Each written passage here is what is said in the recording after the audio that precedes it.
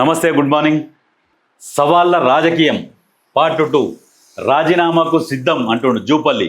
నా మాటలకు నేను కట్టుబడి ఉన్నా, చర్చకు ఎక్కడికైనా వస్తా. బీఆర్ఎస్ హయాంలో రూపాయలు 8.21 లక్షల కోట్ల అప్పులు రుజువు చేయలేకపోతే రాజీనామా చేస్తా, లేకపోతే మీరు మీ పార్టీని రద్దు చేస్తారా?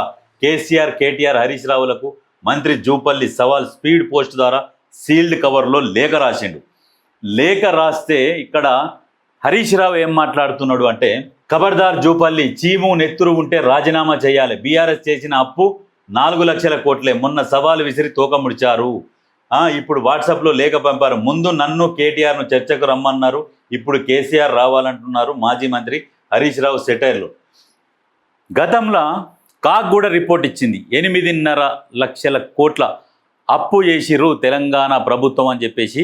ఎప్పుడు 2014 నుంచి 2023 వరకు తెలంగాణ ప్రభుత్వం చేసిన అప్పు, ఎవరు?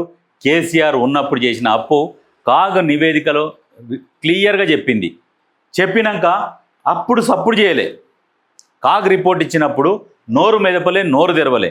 ఇప్పుడు కాంగ్రెస్ పార్టీ అధికారంలోకి వచ్చినాక 2 సంవత్సరాల తర్వాత మేము అప్పు 4 లక్షలు చేసినామని ఒకసారి, 3 లక్షలే అప్పు అని ఒకసారి, 3.5 లక్షలని ఒకసారి, 4.21 అని ఒకసారి.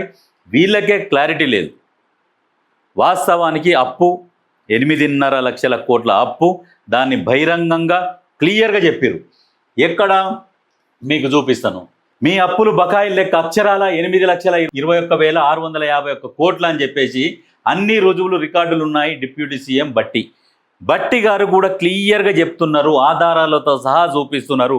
మీకు దమ్ముంటే, చీము నెత్తురు ఉంటే అసెంబ్లీలో చర్చకు రండి, దానికి సమాధానం కేసీఆర్ చెప్పాలి అని చెప్పేసి క్లియర్గా చెప్తున్నాడు. ఏంది ఇక్కడ?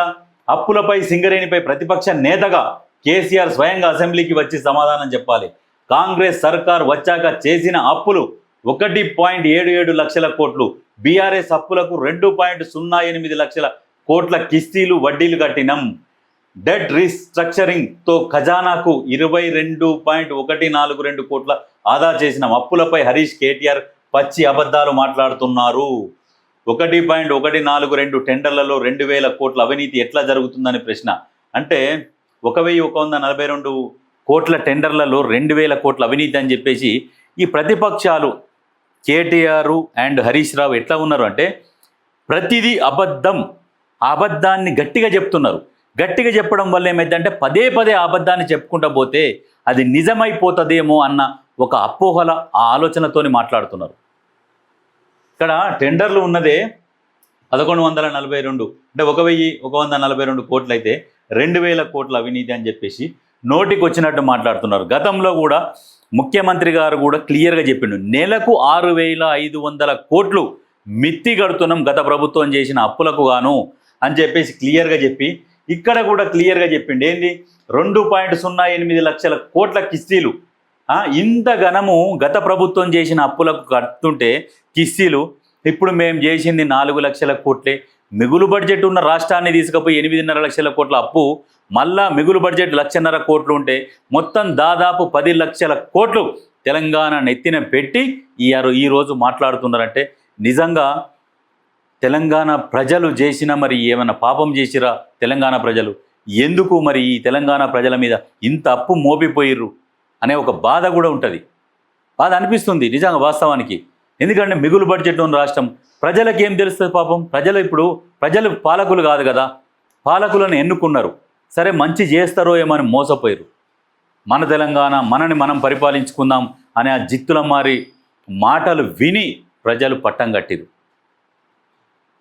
మేకవన్నె పులి, మేకలాగా కనపడి పులేశం వేసుకొని వచ్చి తెలంగాణ ప్రజలను మొత్తం పీల్చుకొని తిన్న రక్తం దాగిర్రు.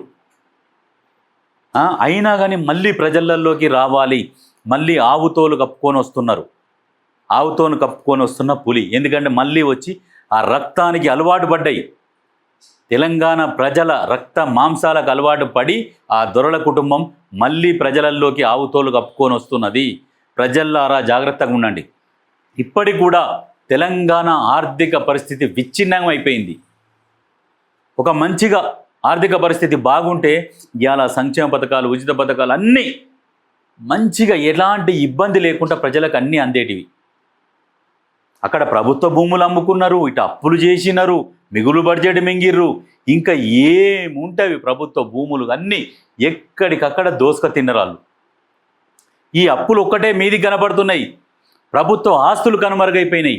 అవి లక్షల కోట్లలో ఉంటాయి, అవి కూడా కనుమరుగైపోయినాయి. అటువంటి పరిస్థితి తీసుకొని వచ్చి ఇవాళ మాటలు మాట్లాడుతున్నారు. నిజంగా బాధ అనిపిస్తుంది. తెలంగాణ ప్రజలు నిజంగా గుండె మీద చేసుకొని ఆలోచన చేయర్రి. అవన్నీ మన డబ్బులే, మన తెలంగాణ ప్రజల సొమ్ము. ఇంత క్లియర్గా చెప్తున్నారు. మీకు దమ్ముంటే ఈ సవాలు స్వీకరించి అసెంబ్లీలకు రండి, చర్చ పెట్టుకోండి. అసెంబ్లీ ఉన్నది దేనికి? మీ బీఆర్ఎస్ భవన్లో కూర్చొని సవాల్ విసురుతుంటావు. ఏమిటికది? అసెంబ్లీ ఉన్నది కదా, కేసీఆర్ని రమ్మను. 10 సంవత్సరాలు పరిపాలించింది కదా, ఏ ముత్తగని పుణ్యానికా? మరి ఆ తిన్నదానికి సమాధానం చెప్పాలి కదా. రమ్మనండి, అసెంబ్లీలో సమాధానం చెప్పండి, ప్రజలందరూ వింటారు. ఏమనంటే దూరం నుంచి సవాల్ ఇజ్రాలో పారిపోవాలి.